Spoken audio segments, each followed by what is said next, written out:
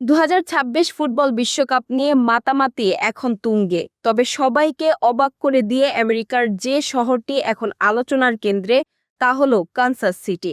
একসময় যেখানে ফুটবল নিয়ে তেমন উন্মাদনা ছিল না, সেই শহরটি এখন ফিফা বিশ্বকাপের অন্যতম প্রধান হটস্পট।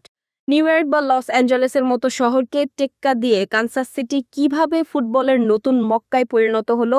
এটি কি কেবলই ভাগ্যের জোরে, নাকি দীর্ঘদিনের পরিকল্পিত কোনো বিপ্লব? ফুটবল বিশ্বের এই নতুন পাওয়ার হাউসের অবিশ্বাস্য উত্থান নিয়েই বিস্তারিত থাকছে ইরা হুমায়রার রিপোর্টে।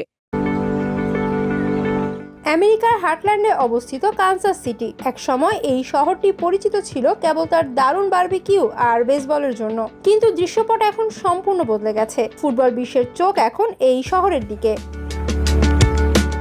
কিন্তু প্রশ্ন হলো, কানসাস সিটি কিভাবে এই অসাধ্য সাধন করলো? সবকিছু শুরু হয়েছিল স্থানীয় ক্লাব স্পোর্টিং কানসাস সিটির হাত ধরে। তারা শুধু একটি ফুটবল দল নয়, বরং পুরো শহরে ফুটবল সংস্কৃতি গড়ে তোলার মিশনে নেমেছিল। চিলড্রেন্স মার্সি পার্কের মতো অত্যাধুনিক স্টেডিয়াম নির্মাণ আর তৃণমূল পর্যায়ে ফুটবলের প্রসারে তাদের বিনিয়োগ আজ শহরটিকে অনন্য উচ্চতায় নিয়ে গেছে।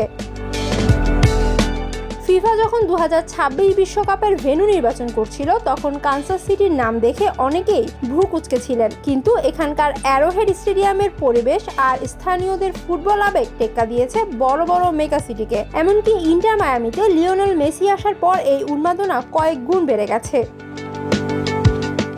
আরেকটি বড় কারণ হলো এর ভৌগোলিক অবস্থান। উত্তর আমেরিকার একদম কেন্দ্রে হওয়ায় বিশ্বকাপের সময় যাতায়াতের জন্য এটি সবচেয়ে সুবিধাজনক পয়েন্ট। পাশাপাশি এখানকার ফুটবল ট্রেনিং সেন্টারগুলো এখন বিশ্বের অন্যতম সেরা হিসেবে স্বীকৃত।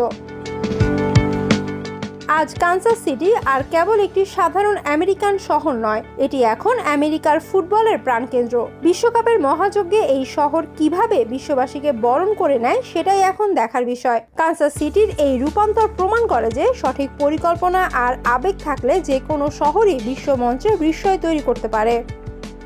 ইরা হুমায়রা, আমেরিকা বাংলা।